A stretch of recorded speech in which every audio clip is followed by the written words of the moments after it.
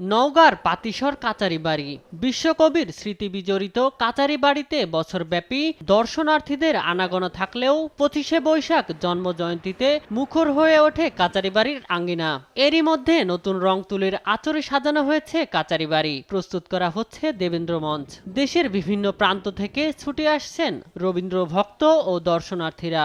মনে হচ্ছে যে যখন রবীন্দ্রনাথ ছিলেন তখন আসলে পরিবেশটা কেমন ছিল অনুভব করার চেষ্টা করছিলাম।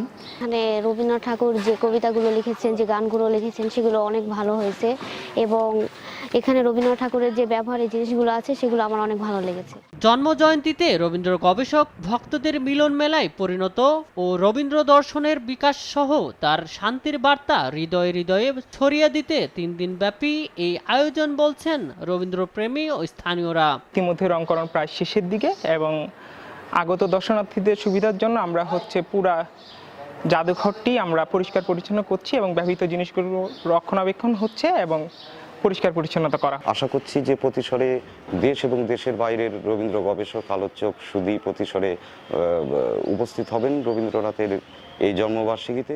3 দিনব্যাপী উৎসবের আয়োজন করছে সংস্কৃতি মন্ত্রণালয় ও নওগাঁ জেলা প্রশাসন। প্রতিদিনই উৎসবে থাকবে কবির জীবনী ও সৃষ্টি নিয়ে আলোচনা এবং সাংস্কৃতিক পরিবেশনা।